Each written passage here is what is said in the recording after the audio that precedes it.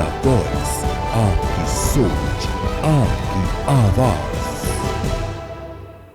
नमस्कार, आप देख रहे हैं इंडिया वॉइस और मैं हूं आपके साथ पुष्पेंद्र चौधरी। बुलेटिन की शुरुआत करेंगे। प्रधानमंत्री नरेंद्र मोदी का केरलम के पथनमथिट्टा में अभिवादन किया गया।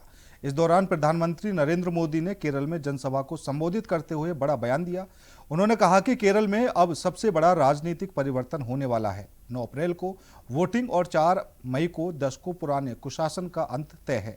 मोदी ने दावा किया कि एलडीएफ सरकार के जाने का काउंटडाउन शुरू हो चुका है और इस बार केरल में पहली बार बीजेपी एनडीए की सरकार बनने जा रही है। उनका यह संदेश राज्य में चुनावी माहौल को और गर्मा देगा।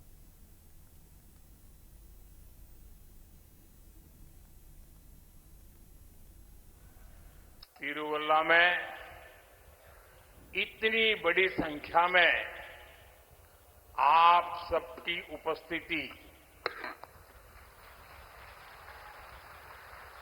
एनडीए पर आप लोगों का ये भरोसा,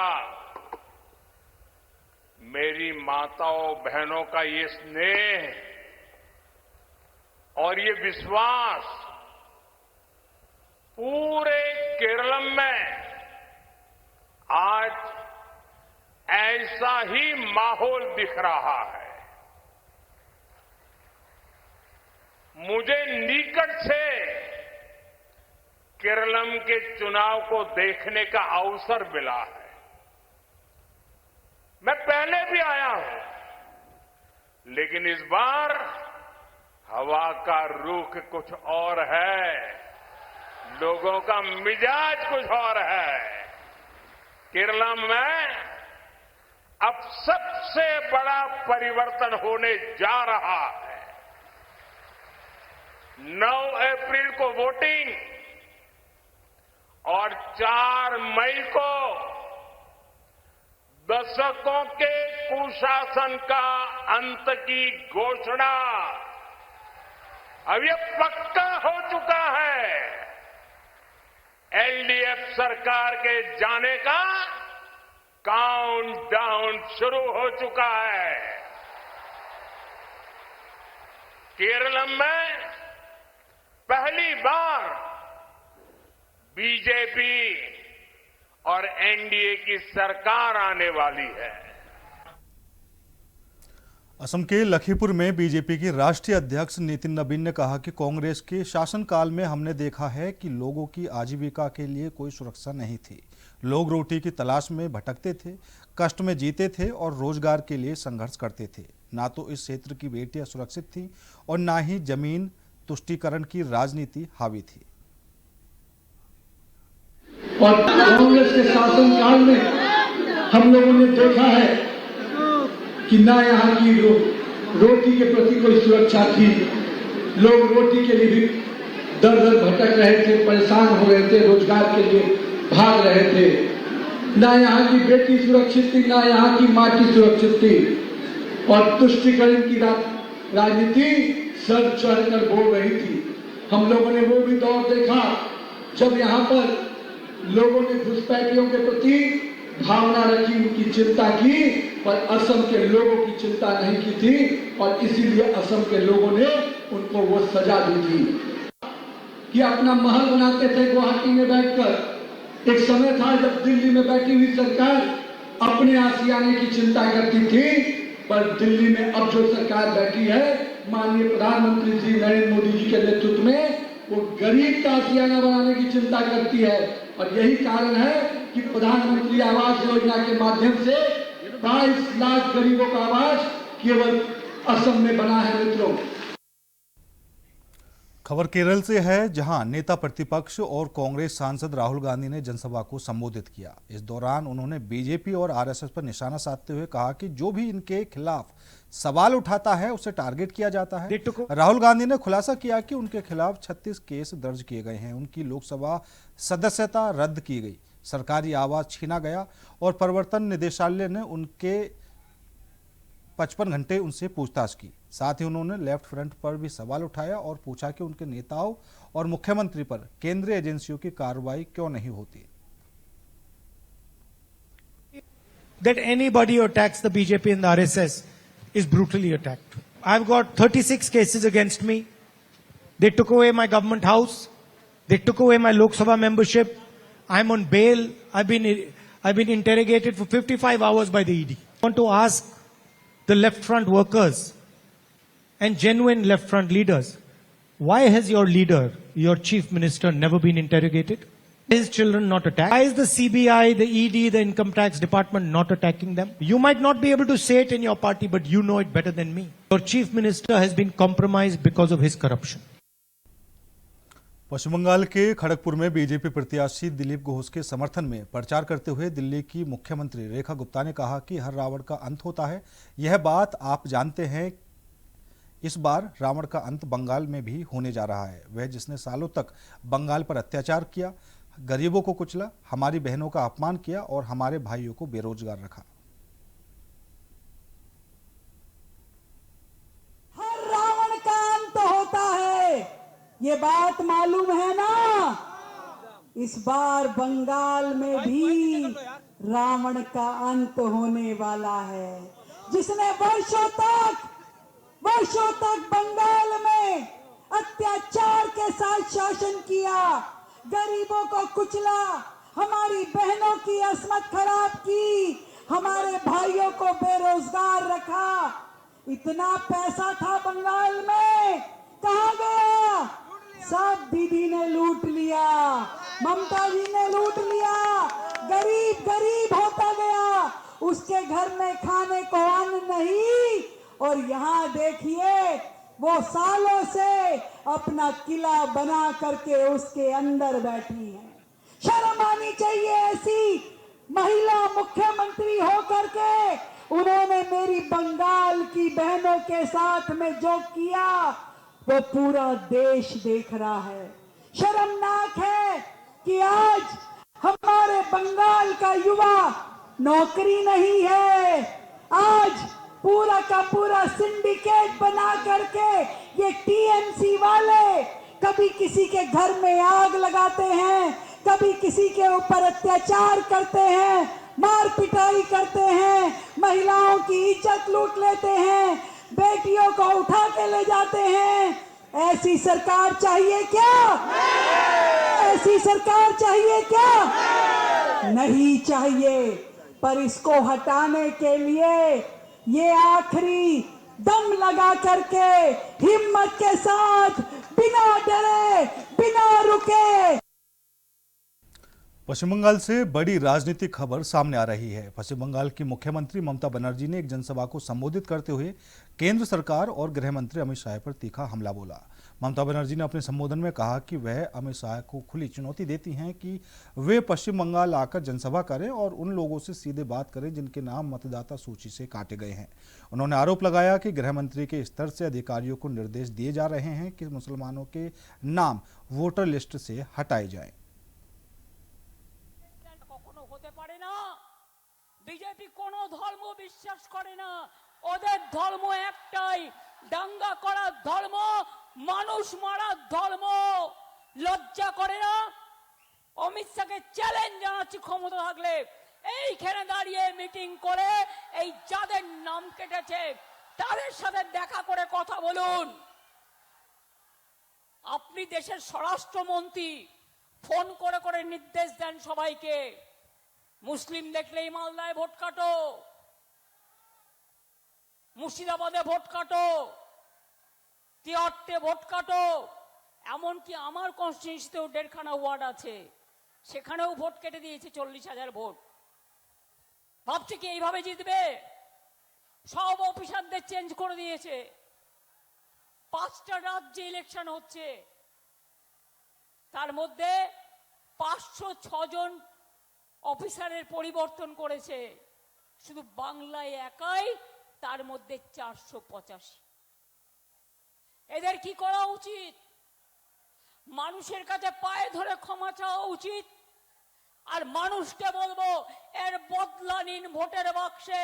যাদের নাম ওঠেনি অ্যাপিল করুন ट्रिब्यूनले। फिलहाल रुकेंगे छोटे से ब्रेक के लिए। ब्रेक के बाद खबरों का सिलसिला लगातार जारी है। ब्रेक के बाद एक बार फिर आप सभी का स्वागत है। रुक करेंगे अगली खबर का। मुख्यमंत्री भूपेंद्र पटेल ने आज ईडर के मुडेटी में भगवान याज्ञवल्क्य वेद तत्वज्ञान योगाश्रम ट्रस्ट द्वारा निर्मित आधुनिक वैदिक गुरुकुल परिसर का उद्घाटन किया।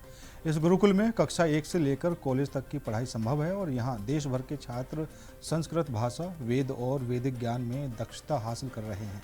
मुख्यमंत्री का भव्य स्वागत संस्कृत श्लोकों और धार्मिक परंपरा के अनुसार किया गया। इस अवसर पर उन्होंने कहा कि ऐसे शिक्षण संस्थान युवा पीढ़ी को अपने सांस्कृतिक मूल्यों से जोड़ने और ज्ञान के क्षेत्र में उत्कृष्टता प्राप्त करने में महत्वपूर्ण भूमिका निभाते हैं। उन्होंने गुरुकुल के शिक्षकों और प्रबंधन की सराहना की और छात्रों को प्रेरित किया कि वे अपने अध्ययन में निष्ठा और समर्पण बनाए रखें।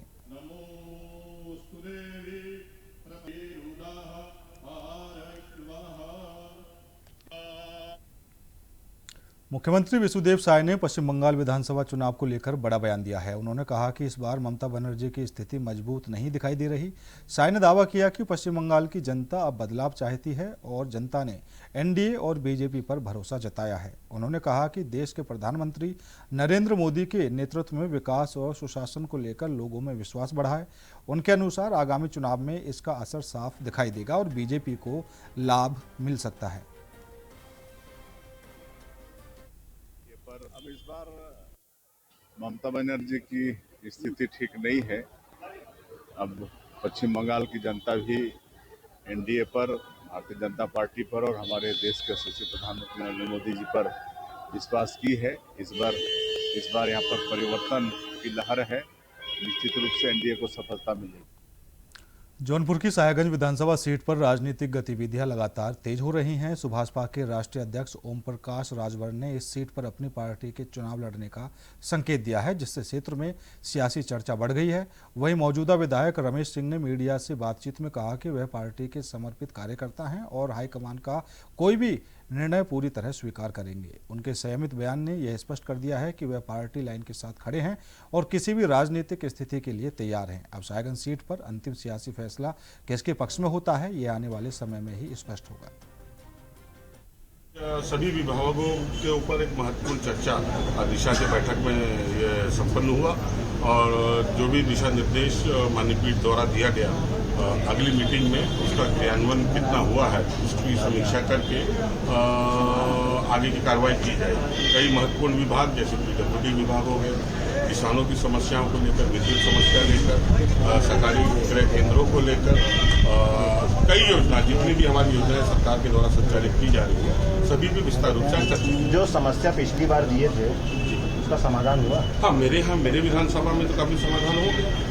कुछ कार्य ऐसे थे जो अभी तक लंबित पड़े हुए हैं, लेकिन आज पीठ के माध्यम से उनको भी निर्देशित कर दिया गया कि जल्द से जल्द उसका समाधान। ओम प्रकाश राजभर शाहगंज से सीट मांग रहे हैं, दावा ठोक रहे हैं, आपके गठबंधन के साथी हैं। स्वागत है। देखिए, पार्टी जिसको भी वहां से टिकट देगी, हम लोग पार्टी के कार्यकर्ता हैं। जो भी हमारे राष्ट्रीय अध्यक्ष जी का आदेश होगा, हम लोग झंडा डंडा लेके वहां प्रचार करेंगे।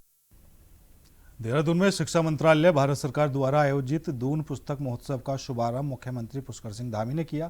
यह महोत्सव 4 अप्रैल से 12 अप्रैल तक आयोजित किया जाएगा, जिसमें साहित्य प्रेमियों, लेखकों और भाषा के क्षेत्र में कार्य करने वाले लोगों को एक मंच मिलेगा। उद्घाटन के दौरान मुख्यमंत्री ने कार्यक्रम में मौजूद बच्चों से मुलाकात की और उन्हें पुस्तकें भेंट कर उनका उत्साह बढ़ाया। मुख्यमंत्री ने इस आयोजन के लिए प्रधानमंत्री नरेंद्र मोदी और शिक्षा मंत्रालय का आभार जताया। उन्होंने कहा कि यह महोत्सव न केवल साहित्य को बढ़ावा देगा, बल्कि नई पीढ़ी में पढ़ने की रुचि विकसित करने में भी महत्वपूर्ण भूमिका निभाएगा।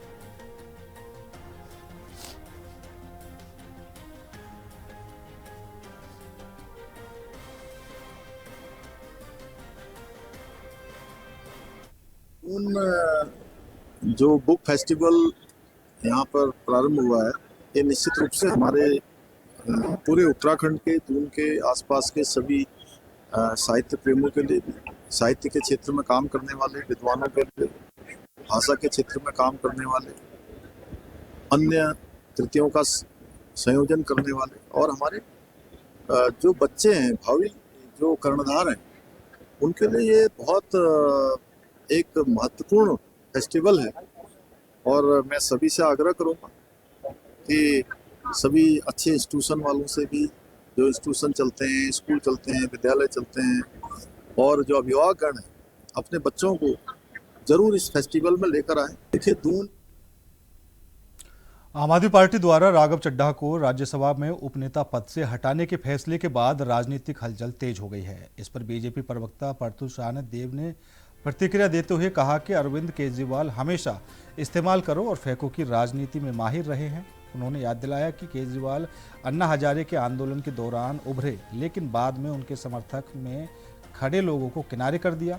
शाहन देव ने कहा कि यह रवैया न केवल पार्टी के अंदर असंतोष को बढ़ाएगा, बल्कि आम जनता और विपक्षी दलों के बीच भी सवाल खड़े करेगा।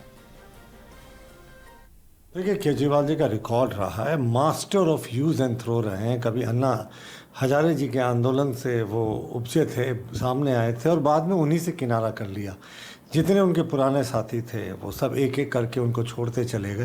लेकिन अरविंद केजरीवाल अपने स्वार्थ की राजनीति से बाज नहीं आए। राघव चड्ढा मुझे लगता है उनके पार्टी के एक स्तंभ थे, फाउंडिंग मेंबर्स में थे। अब उनको भी उन्होंने दरकिनार कर दिया। क्यों साहब?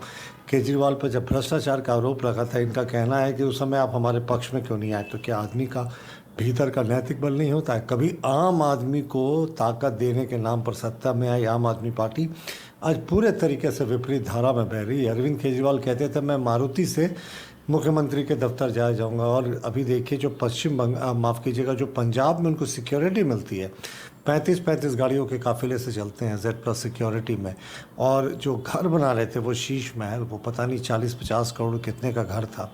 तो जितनी चीज़ें उन्होंने कही थी सबको छुटला दिया और पुराने साथियों को एक एक करके बाहर किया।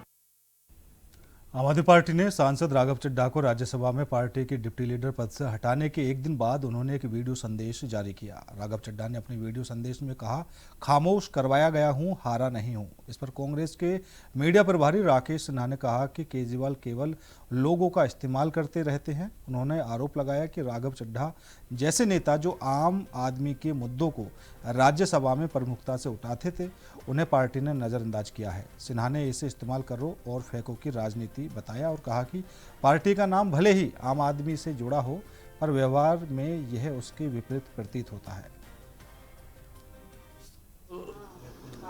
हकीकत में लोगों का इस्तेमाल ही करते हैं। हमें ये लगता है कि नाम रखा है अपने दल का आम आदमी पार्टी, और जो व्यक्ति आम आदमी की समस्याओं को सदन के पटल पे प्रमुखता से रखने का काम कर रहा था, आम आदमी पार्टी ने उस आम व्यक्ति को पार्टी से दरकिनार कर दिया। तो ये यूज एंड थ्रो की बातें हैं। चूँकि आम आदमी पार्टी में अंतर्द्वंद बहुत तेजी से चल रहा है कि अरविंद केजरीवाल चुनाव हार गए, दिल्ली से वो रुखसत हो गए, तो अब वो पंजाब शिफ्ट होना चाहते हैं। और यही मामला है कि राघव चड्ढा को साइड किया गया। ये तमाम चीज़ें हैं, एजेंटी का मामला है इन लोगों का। दिल्ली में यमुना नदी की सफाई के लिए बड़ा अभियान शुरू कर दिया गया है। राजधानी में यमुना की सफाई को प्रभावी बनाने के लिए दिल्ली सरकार ने 2 नई वीड हार्वेस्टर मशीनों का उद्घाटन किया। ये मशीनें नदी में फैली जल जनित घास और कचरे को साफ करने में मदद करेगी, जिससे नदी का प्रवाह सुचारू रूप से होगा और जल प्रदूषण कम होगा। इस मौके पर दिल्ली सरकार में मंत्री परवेश वर्मा ने बताया कि यमुना सफाई अभियान को उच्च प्राथमिकता दी जा रही है और इसे विभिन्न स्तरों पर व्यवस्थित किया जाएगा। आखिरकार दिल्ली में यमुना की सफाई का अभियान शुरू हो चुका है। राजधानी दिल्ली में यमुना को साफ करने की दिशा में दिल्ली सरकार ने शनिवार को बड़ी पहल की। दिल्ली सरकार की ओर से 2 नई वीड हार्वेस्टर मशीनों का उद्घाटन किया गया, जो यमुना की सफाई करेंगी। इस मौके पर दिल्ली सरकार के मंत्री प्रवेश वर्मा ने जानकारी दी कि सरकार किस स्तर पर यमुना सफाई का काम करने जा रही है। आज 2 मशीनें और यहाँ पर लगाई गई है। पूरा नजफगढ़ ट्रेन में और सारी ट्रेनों में बड़ी आज तक की सबसे बड़ी मशीन है, जो सारा वीड हार्वेस्टिंग भी करेगी, सारे ट्रैश को भी निकालने का काम करेगी। साथ साथ में डीसिल्टिंग का काम भी चल रहा है। अभी इसका पूरा बड़ा टेंडर भी होना है नजफगढ़ ट्रेन का। साथ में दोनों तरफ में सड़कें, वो भी हमारी योजना है। तो ये कड़ी में, क्योंकि यहाँ के लोगों को पूरी ट्रेन के साथ में दोनों तरफ में पब्लिक रहती है, सबको स्मेल भी रहती है, मच्छर भी रहते हैं, और एक अच्छा उनको वातावरण मिले, ये हमारा कोशिश है। ये मशीनें नजफगढ़ और पंजाबी बाग पुल के पास यमुना की सफाई का काम करेंगी। इन मशीनों को ड्रेन में सफाई को ध्यान में रखते हुए मंगाया गया है। यमुना की सफाई दिल्ली के चुनाव का प्रमुख मुद्दा थी। अब बीजेपी सरकार यमुना की सफाई में जुट गई है और उम्मीद की जा रही है कि इन छोटी छोटी कोशिशों से जल्द यमुना साफ दिखेगी। 22 अप्रैल से शुरू होने वाली विश्व प्रसिद्ध केदारनाथ धाम यात्रा को लेकर रुद्रप्रयाग पुलिस प्रशासन पूरी तरह अलर्ट मोड पर है। एसपी निहारिका तोमर ने निर्देशन में पुलिस उपाधीक्षक विकास पुंडेर के नेतृत्व में 16 सदस्यीय एडवांस टीम को केदारनाथ धाम और पैदल यात्रा मार्ग के विभिन्न पड़ावों के निरीक्षण के लिए रवाना किया गया था।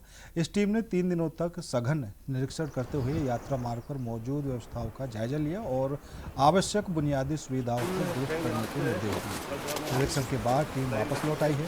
प्रशासन का उद्देश्य है कि यात्रा के दौरान श्रद्धालुओं को सुरक्षित, सुगम और व्यवस्थित यात्रा का अनुभव मिल सके।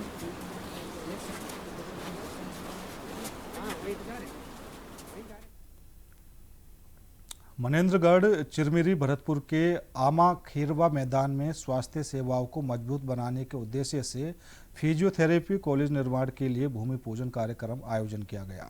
कार्यक्रम में प्रदेश के स्वास्थ्य मंत्री श्याम बिहारी जायसवाल मुख्य अतिथि रहे और विधि विधान के साथ पूजा अर्चना कर निर्माण कार्य का शुभारंभ किया। परसगढ़ी क्षेत्र में बनने वाला यह कॉलेज 13,93,71,000 रुपये की लागत से तैयार किया जाएगा। इसके निर्माण से जिले में स्वास्थ्य सेवाओं को नई मजबूती मिलेगी और स्थानीय युवाओं को फिजियोथेरेपी में उच्च शिक्षा का अवसर मिलेगा।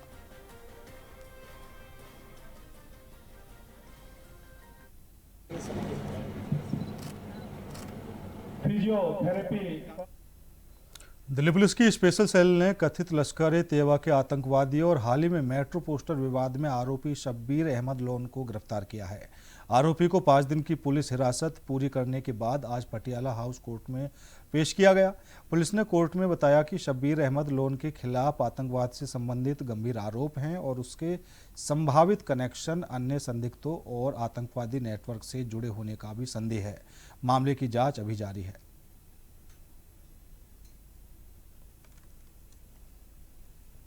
फिलहाल मेरे साथ इस बुलेटिन में इतना ही। बाकी देश और दुनिया की तमाम खबरों के लिए देखते रहिए इंडिया वॉइस।